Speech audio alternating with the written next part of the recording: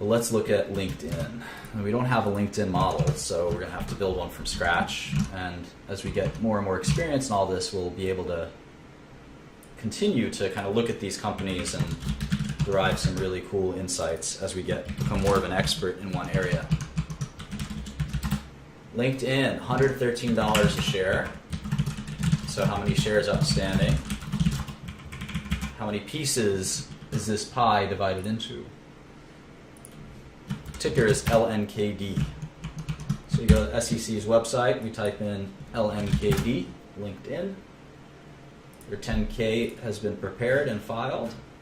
We see on the front page it says 116 million shares of Class A and 15 million of Class B. Usually these classes are just votes. They have different kinds of votes. So market cap should just be the product of the two, and it's about a $15 billion company. So not too far from Twitter size, a little bigger perhaps than Twitter. I just like to write here because the quarters will change every quarter, so I want to write what quarter I'm taking this from, at least from a calendar perspective. So where are the financial statements? Here they are. Balance sheet. How much cash? About 3 billion. About 3 billion. Yep. How about debt? Convertible senior notes. That is debt, my friends. 1126. 534. All right. So they have about 2 billion in cash, 13 billion enterprise value. So let's put in some of this data.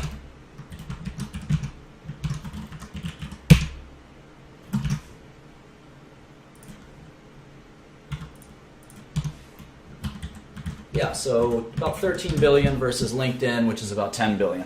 I'm sorry, Twitter, which is about 10 billion. Maybe look at eBay or something next. Okay, so that's the capital structure. How about the model?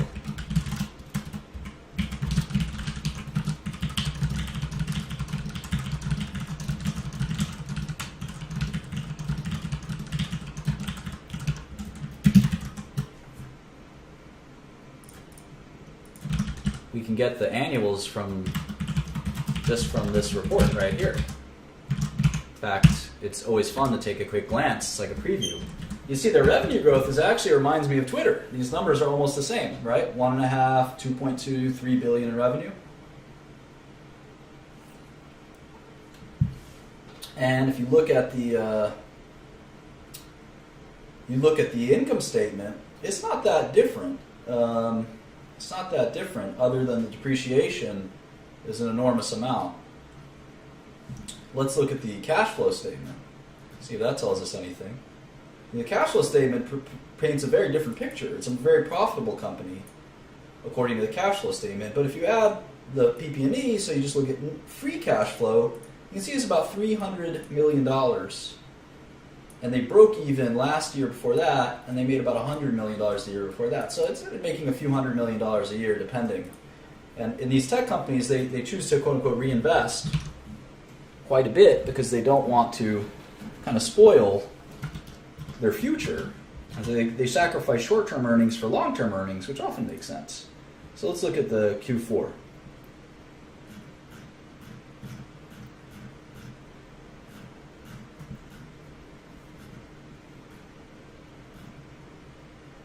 Oh, look at that. They give us the income statement for the last 5 quarters. That's pretty neat. I've never seen that. Literally have never seen that for a public company. I kind of like that. Q4 14. Maybe I'll shrink this a little bit so you can just do it like this, and I'll block your guys' comments for a little while.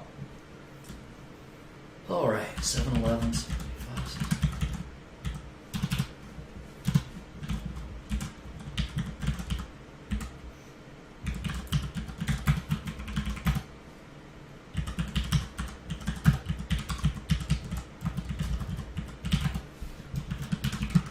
I'm going to exclude DNA, although perhaps I shouldn't. I'll exclude it for now.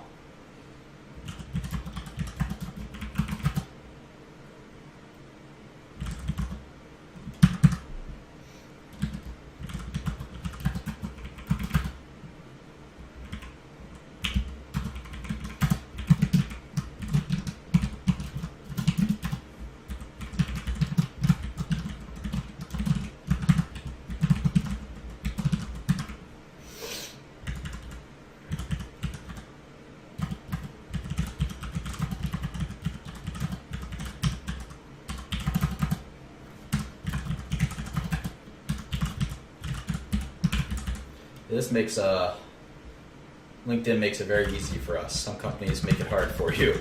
I don't think it's ever intentional.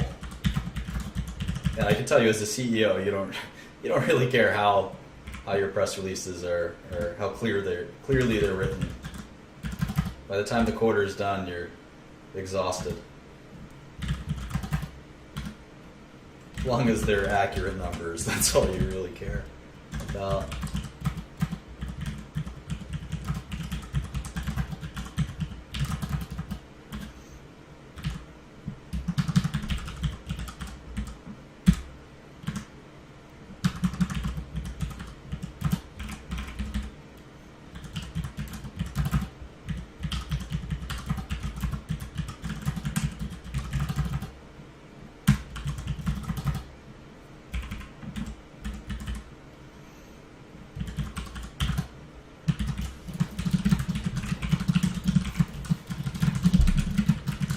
And it's cool is that, the lines are always the same. We've recognized these lines: operating expenses, operating income, interest income, pre-tax income, taxes, net income. This is every business in America is the same when it comes to these lines. The only ones that are a little different from business to business is, in this case, you have sales and marketing. Product development is research and development, and G&A, practically every American business has general and administrative line.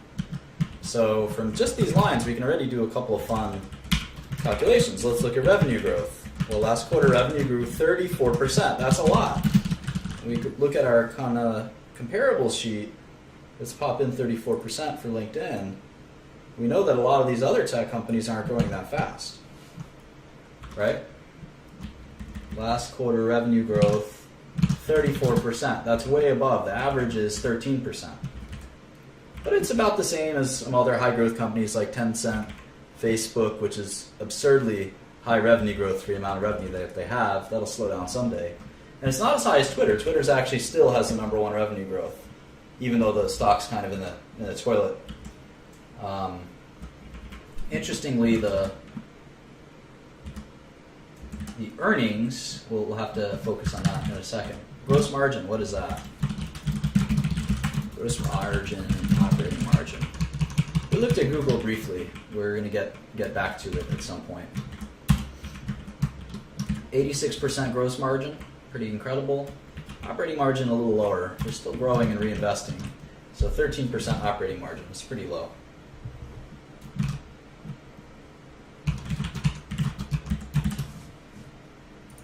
You can see the averages. The averages are lower gross margin but higher operating margin, and LinkedIn's got it a little bit backwards, I guess. See if we can get revenue growth. Let's see. Looking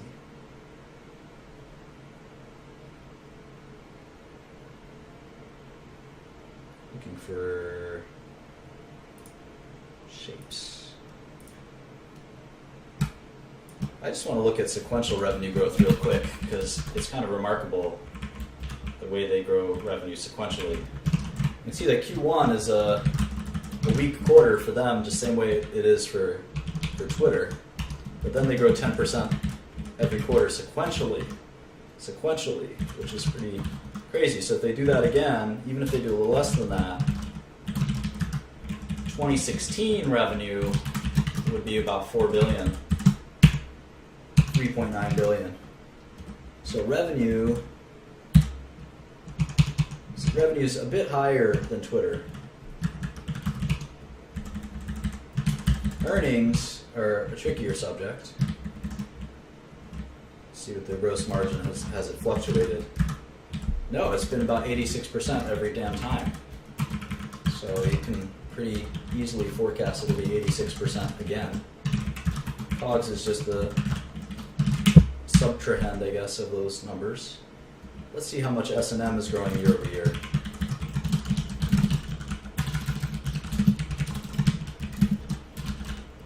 As well as R&D and SG&A.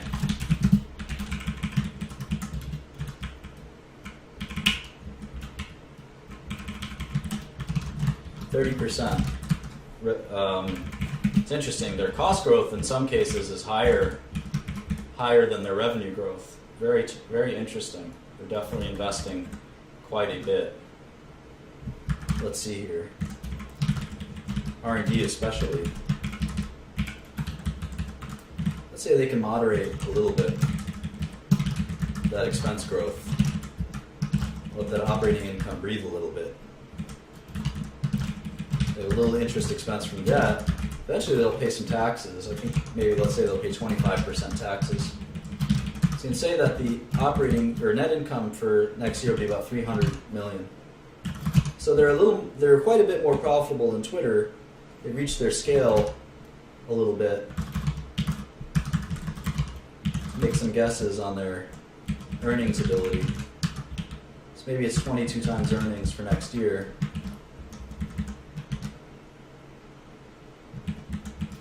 And we'll have to look at the business in more detail in a second. I wonder when they were founded. I love looking at that.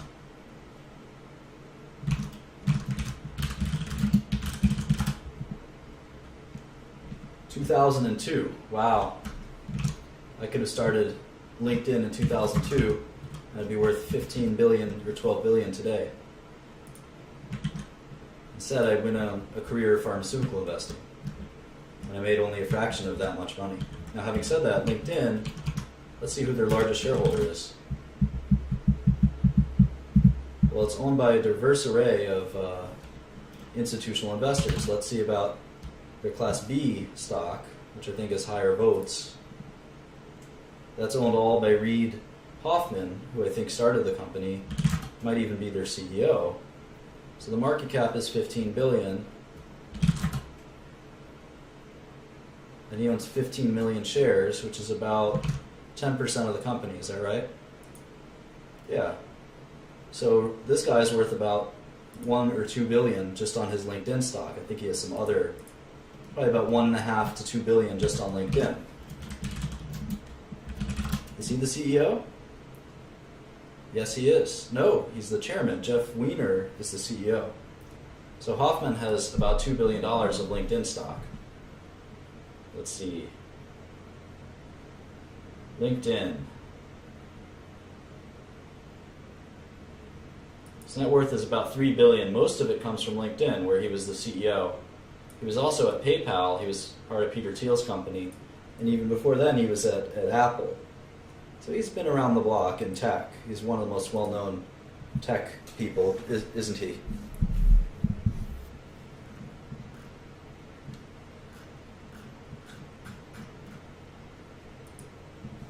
And you can see Bloomberg's great, right? Here's his email. I could send him an email right now. Hey, bro. How do you feel about the Farmer Bro sliding in your email? Is that a good idea? I don't think it's a good idea.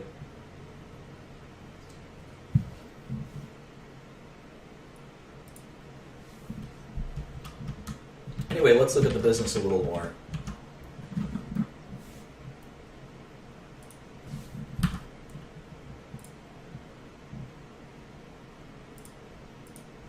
So I like to read 12 months of press releases.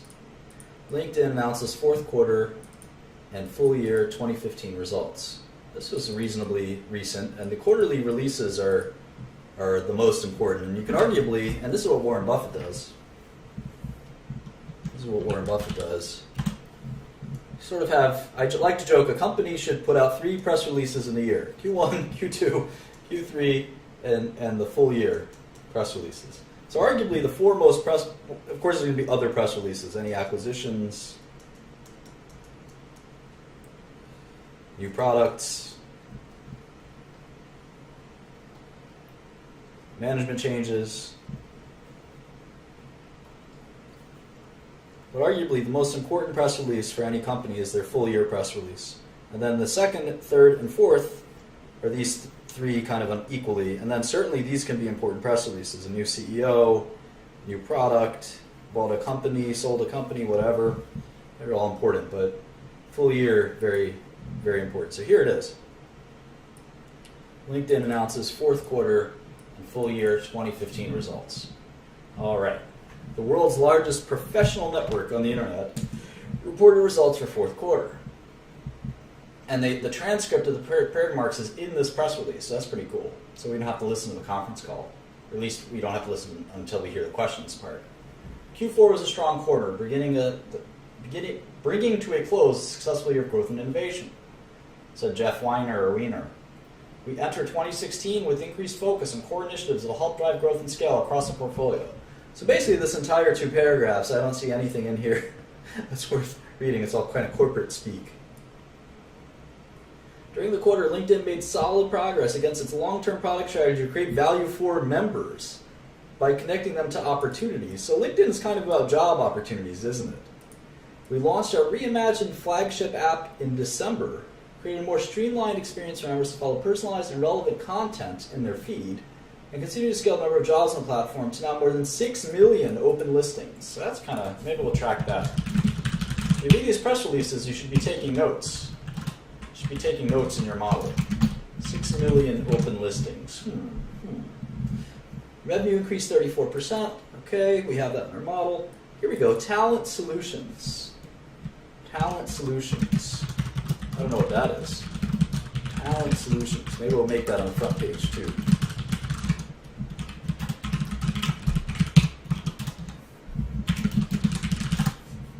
Talent solutions. They're segmenting, as you can see, they're segmenting their business into 3. Talent solutions, marketing solutions, and premium subscriptions. There's 3 kinds of businesses they have, and they have different revenue, right? So premium subscriptions is only 17% of revenue. It's like, looks like their smallest of the business. Marketing solutions, I don't know what that is, but I'm assuming it's ads. That's 20% of their business. And then talent, that sounds like it's hiring and headhunting type stuff. That's like more than half their business, it looks like. 62%. I will make a list of we always do this, make a list of their businesses and understand it. And you want to understand each segment, and because each segment has different competitive aspects, right? I mean, we looked at some of the advertising businesses, like here, competition for internet advertising content. I mean, that's Facebook, that's Google, right? That's Baidu. It's a lot of these companies. That's Twitter, right? And we kind of will throw them in our companies that are looking for ads. And here their competition is what, like Monster.com? I don't know who owns Monster.com, but we'll look at that in a second. Who else? What other job websites are there? Some of these other job companies, right?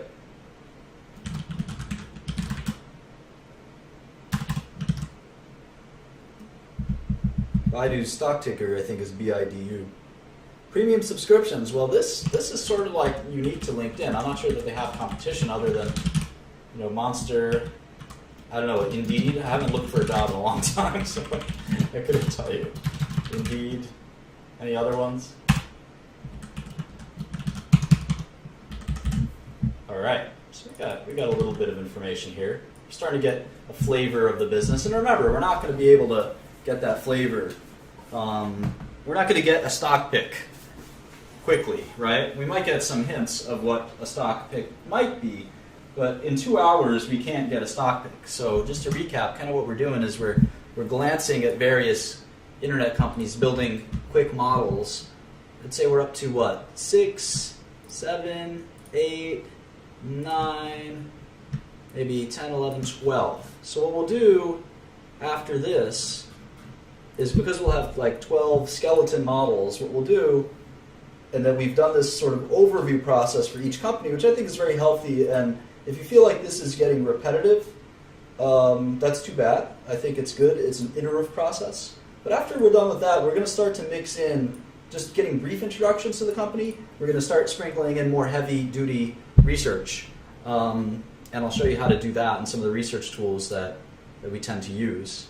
So I just wanted to get a couple of smaller companies in before, because we're only looking at these monstrously large companies. I think it made more sense to kind of look at smaller companies as well as larger companies. So maybe we looked at one really small company called Alarm.com. So we'll sort of look at, well, that'll be our super small company. It's not even a $1 billion company. And then we have sort of mid-sized companies like LinkedIn and Twitter, and then we have these mega companies like Facebook and Google and Microsoft. So anyway, let's keep getting acquainted with LinkedIn. So they have these three businesses, right? Talent, marketing, and premium. Talent, marketing, and premium. And again, this is cool because when you talk to, as you get to know this industry, you have to meet people as well. And if you meet someone at LinkedIn at a cocktail party, you can now say, well, do you work in talent, marketing, or premium? And they'll have a big smile on their face and say, how do you know what that is? And you just say, well, I follow the industry very closely. And that's how I did it in pharma. I knew every drug and everything about drugs. So if I ever ran into a pharmaceutical person, I was able to talk business with them. And my network grew and grew and grew just from reading on the internet. So that's something that's pretty important for you. All right. So talent is 535, marketing 183, and premium is 144. You can see that that the growth is coming from talent. Most of the growth is coming from talent. In fact, marketing and premium aren't growing that much. It's kind of interesting to me. It's going to be really interesting because LinkedIn is going to have, at some point, LinkedIn is going to have a limitation to how much revenue they can get from talent. How many jobs do you think turn over in the United States in a year? What do you guys think? Current employment in the United States. What do you guys think that is? How many people are employed in the United States? There's the BLS, Bureau of Labor Statistics, right? Let's go there. It's about 60% of the population.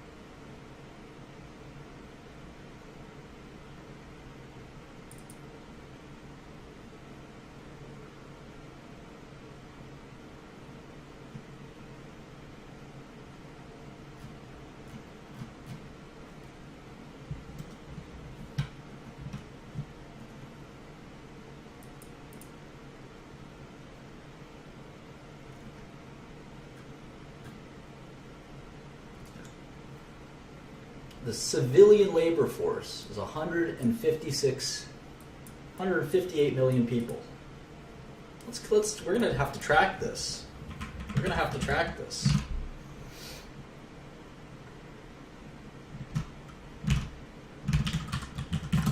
Not in the workforce. Unemployed is 7 or 8 million. So if you think about that,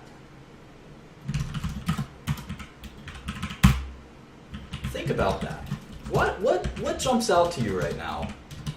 What jumps out to you about this? Something should jump out at you.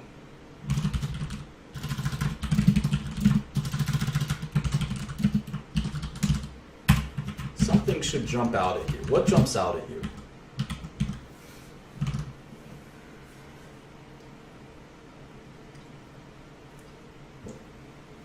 Well, most people who are not employed are very old people or very young people. That makes sense that there's going to be a lot of people unemployed. What jumps out at you?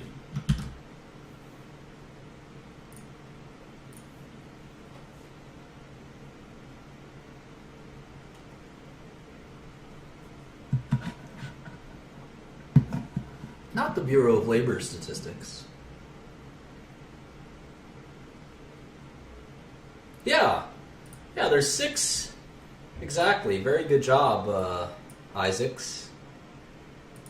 There's 6 million listings on LinkedIn, but only 8 million people are looking for jobs in the US at least. How much more can they grow? I mean, they've got a lot of market share. And I know they use LinkedIn everywhere, so what we're going to do is we're going to calculate labor force participation globally. But there's still going to be some ceiling on how much they can grow. Yeah, we're gonna model and look at this in a second, but it's fascinating to me.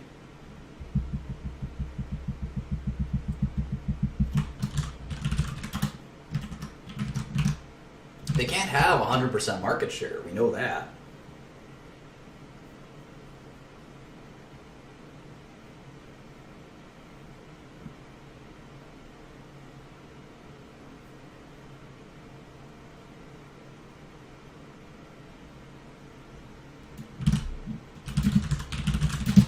Census gives us our population. It's 318.9.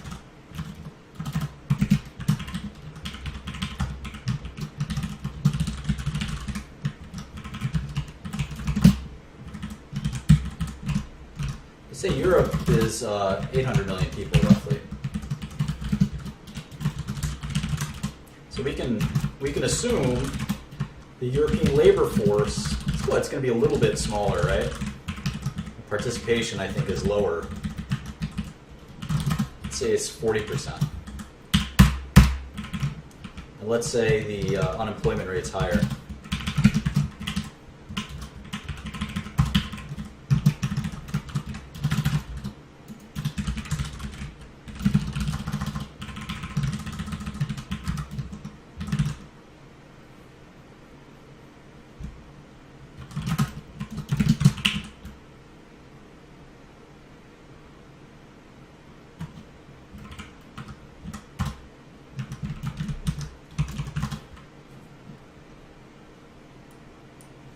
Seems like it's saturated, if you ask me.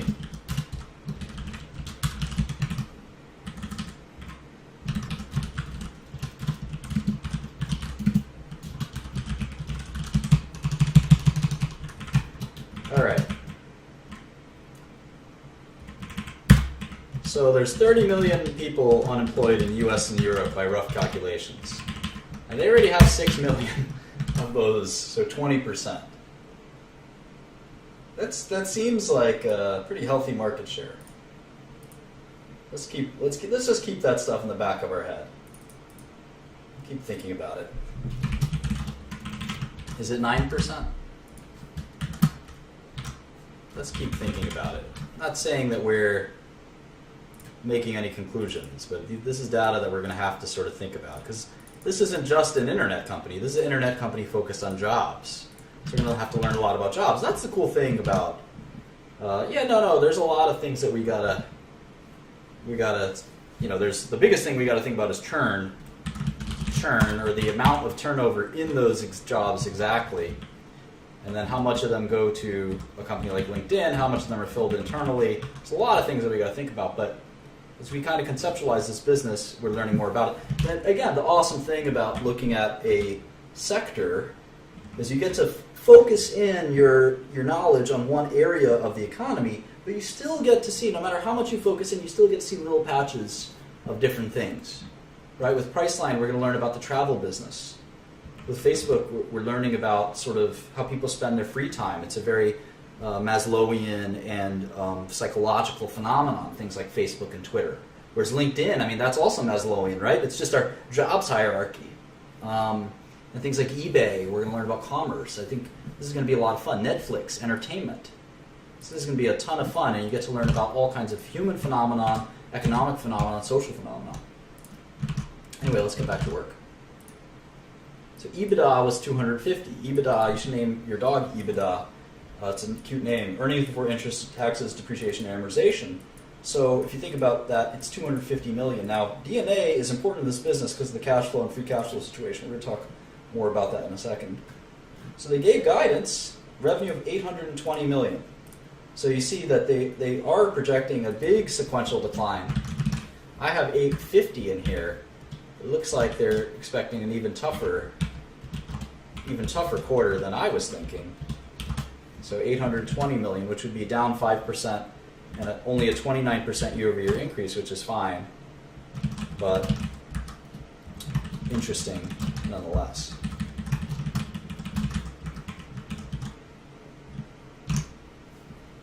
Full year guidance of 3.6 to 3.65. Now I had them at 3.7. So in Q4, guided to 3.6 to 3.65. Let's see if they beat that. Usually companies set low expectations. Again, I'm not a big fan of that either, but that's typically what happens, right? All right. Cumulative members grew to 414 million. So that's how many members they've got. 414 million. And this is, again, pretty interesting. So if you think about members over population, they have 414 million members. And the addressable population, right? Addressable, or let's just say it's the, let's look at the US plus EU labor force. Labor force. So if you add the US labor force and the European labor force, they've got, I know there's other countries, they've got 500 million labor force in the US and Europe. They've got most of it on LinkedIn, 87%. Now we're going to have to add, LATAM, we're going to have to add, all of those other territories. I'm assuming China's got a very big, potential area. So let's keep going. This is kind of going to be a fun way to do it. Definitely the cumulative members metric is going to be really important for us to track. Unique visiting members. I don't know that, we probably do want to track that, but I think it's going to be interesting.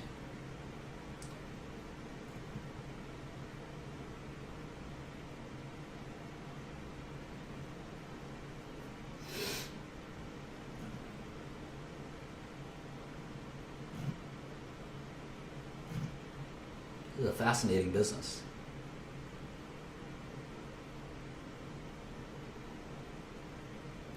You can see the currency adjustment, 37%.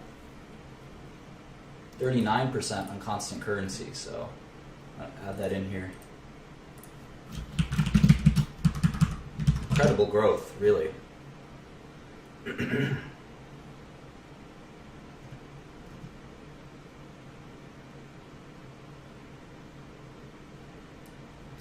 It looks like marketing solutions is sponsored updates, or basically ads, right?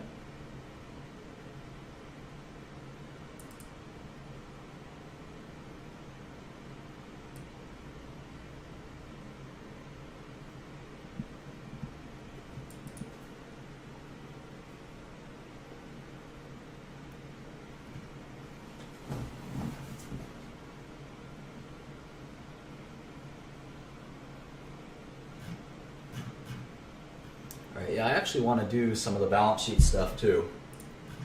And again, it's nice of them to give us this sort of multi-quarter setup. Usually don't get that.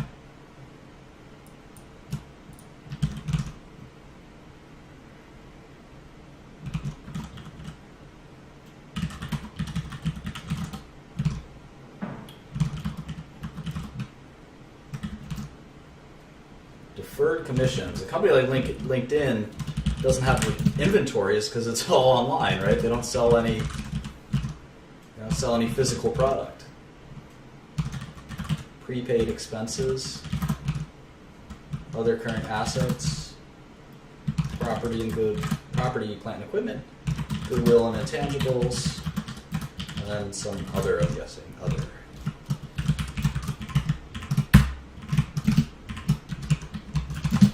Now I want to be careful because I'm doing the income statement in thousands, in this one in millions, and I'm doing this one in thousands. So let me just fix that. It should all be the same, right?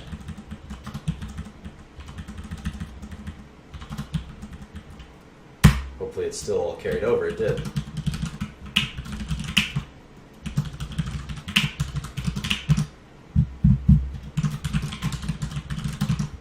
Cool. I guess I should just do all the assets like this.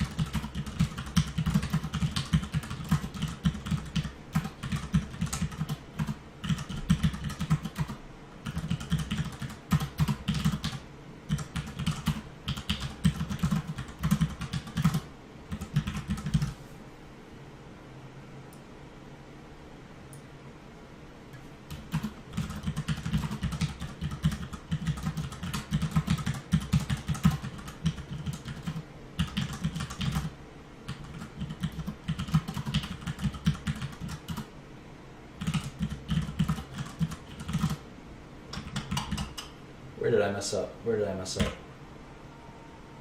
Somewhere. Went haywire.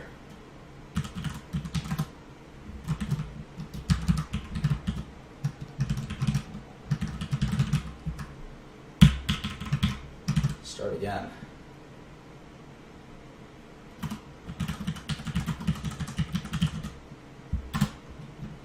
All right, much better. That was weird.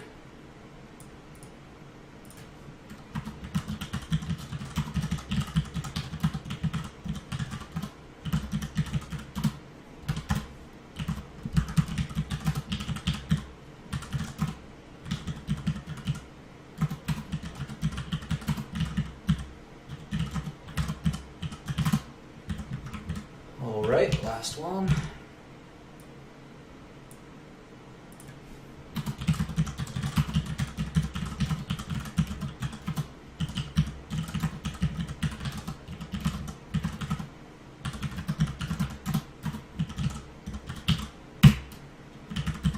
See, this is super efficient because we now have 5 quarters worth. Let's do the liabilities now.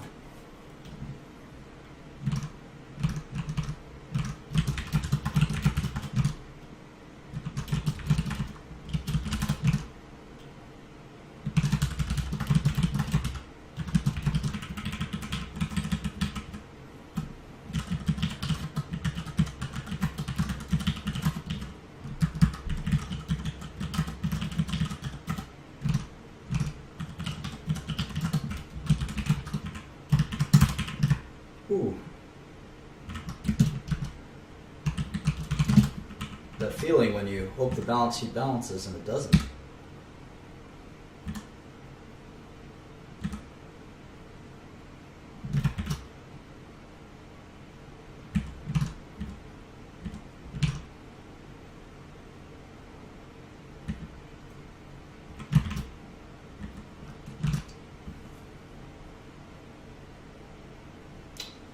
It's that redeemable, non-controllable interest.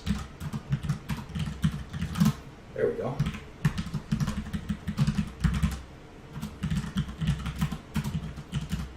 I've actually caught public companies with mistakes in their SEC filings.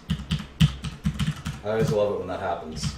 That's when you know you've really been doing your homework, when you point out a typo to a public company. That's when you know you can get a gold star for financial understanding.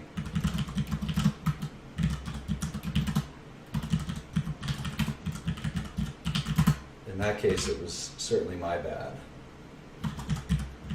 And nor did I think that there was something amiss, just simply had to understand what I was doing wrong, but possibly it could be a typo.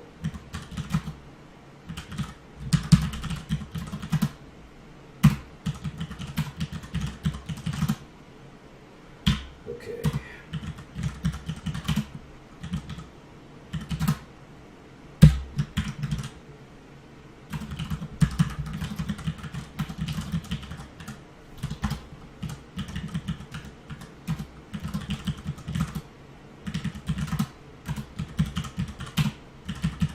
Alright, so we're done with the balance sheet. And so we can actually do some of our return on asset, return on investment, stuff like that. And this is kind of cool because it's a tech company, right?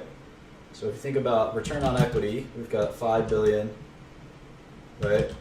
$5 billion of shareholders' equity, and we take trailing 12 months net income and divide that by shareholders' equity, LinkedIn just isn't making much money. We look on like return on, we're gonna do the Buffett return. Let's just cherry pick what it is. So his is even more complicated. It sort of takes cash flow, but let's just do it like this. Take account receivables, this.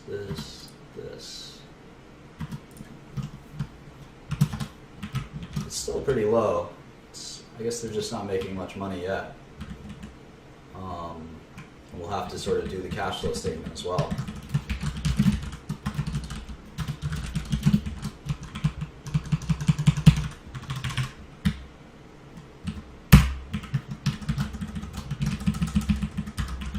Let's see if they do the same thing with cash flow.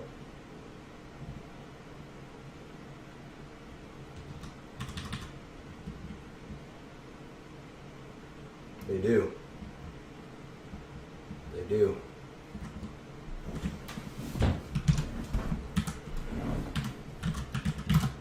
God bless them.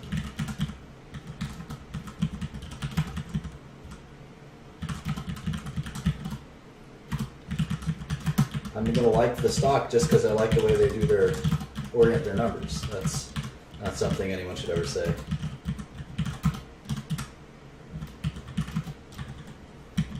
Alright, let's see if this adds up. Cool, so 176 million in cash flow from operations, 177 million in cash flow from operations versus our model income of 122. Where is the delta? Depreciation and amortization is 130. That's part of it. Then we've got a number of other swings. Doubtful accounts, amortization of investment. These are tiny. What else? Amortization of debt discount. What else? Stock-based compensation. You know how I feel about that one. SBC tax benefit. How about this one? Accounts receivable, deferred commission, prepaids, accounts payable, taxes, deferred revenue. Alright, so how about CapEx?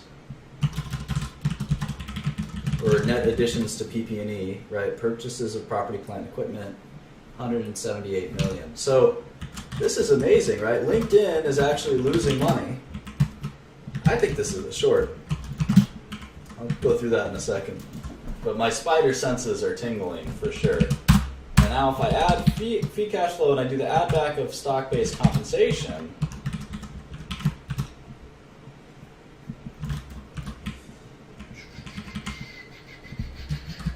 LinkedIn loses money.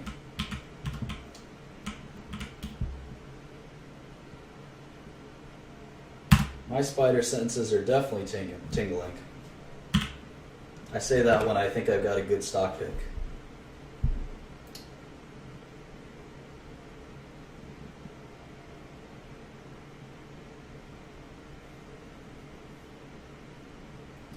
Definitely feeling this.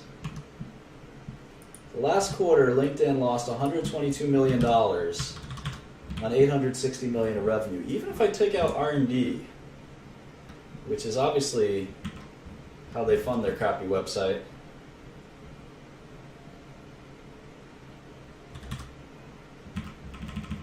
Still wouldn't quite be profitable. No, they would.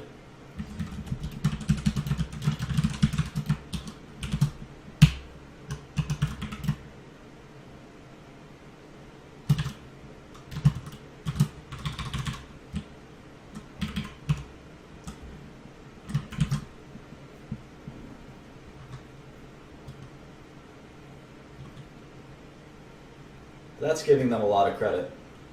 R&D is completely, a waste of money, and that they can fix that. And I don't think that that's the case. Revenue growth is slowing. They've got all the users they could possibly have. I don't know. It's like a mess to me.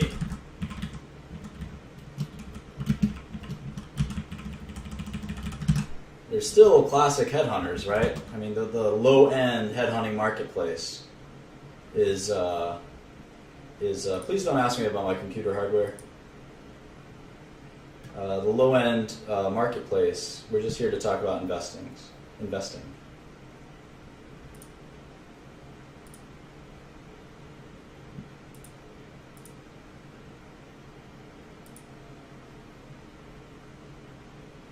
Yeah, I think this could be a great short.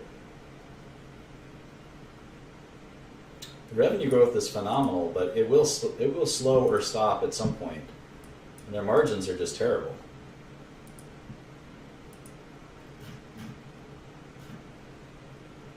Their free cash flow is basically negative, even though they're at scale.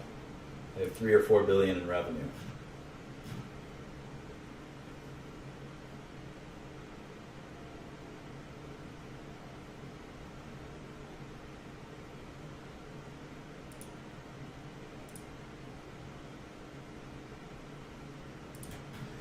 We have to keep doing the math.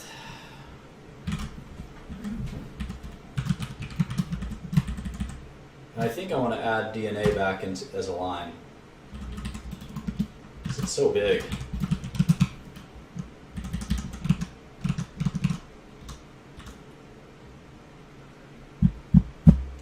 And in fact, it's funny because the DNA line is in fact smaller than the CapEx line, which means that DNA is going to start coming up, which is really funny. Man, this could be a very nice short. I think it's been a high flyer too.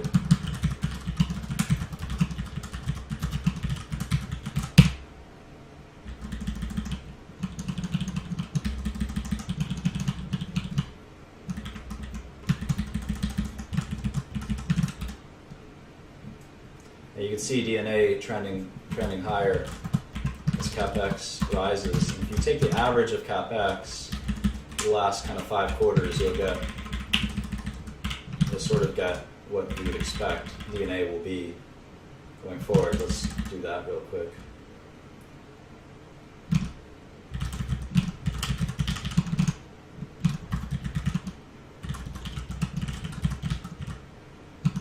It's a decent way to forecast it.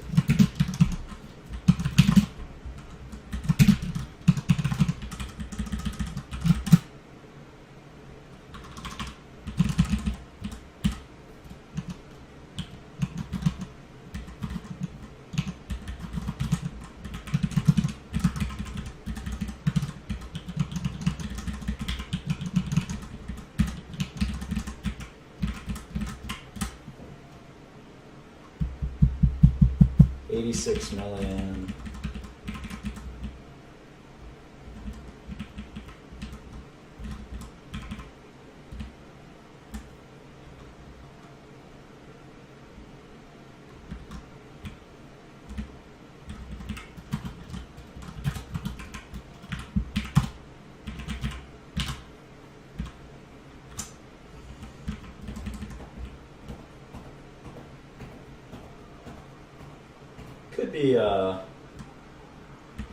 Could be fairly valued. Hard to tell. Let's keep doing some math.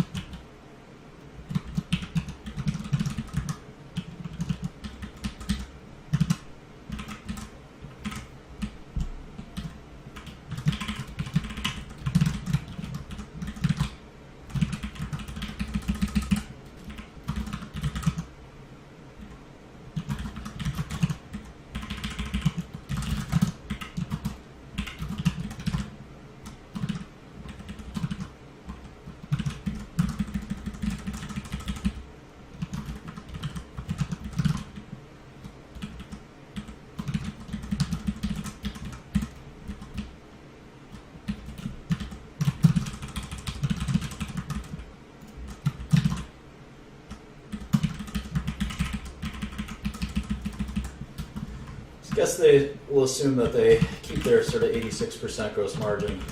It is a website after all. The only question is, what is their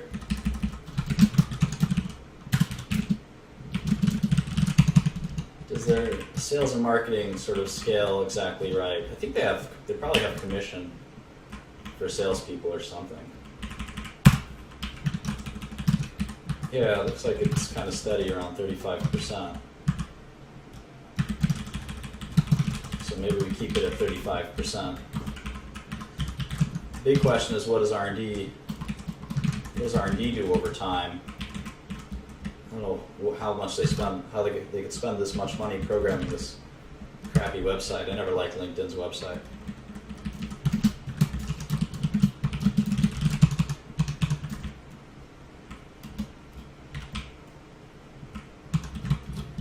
%, should decline over time.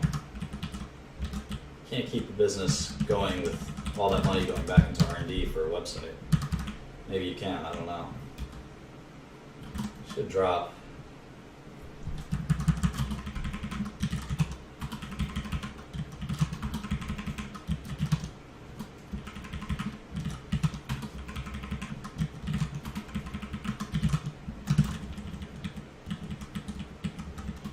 G&A should not go up at all from here on out. D&A, I don't know what the heck is in there.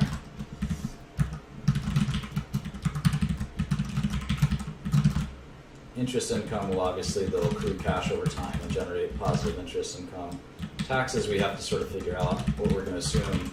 It's an American company, but I'll assume they make 25%.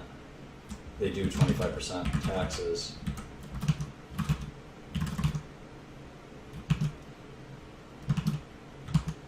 Let's just do the net cash thing.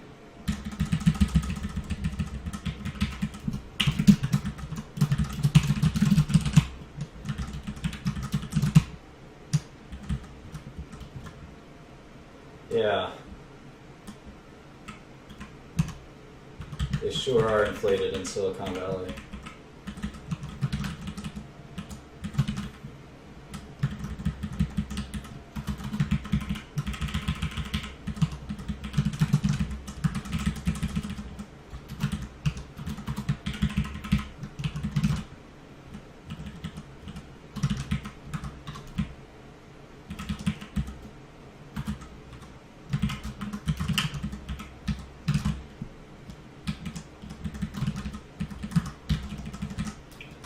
Yeah, this is going to be pretty ugly.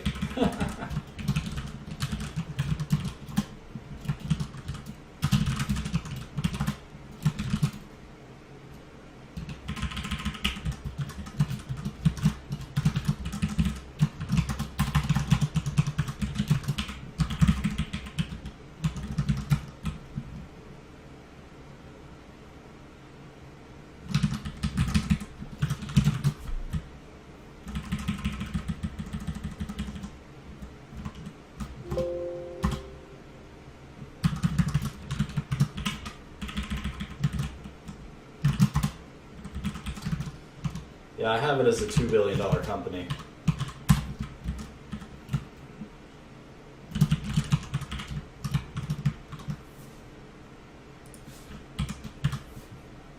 So $4 billion total value with the cash.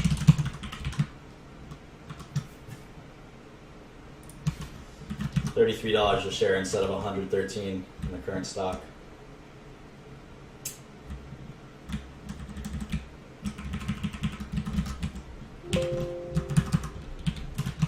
Some more superlative growth. Yeah, even if they grow like a weed, I don't think they can get there.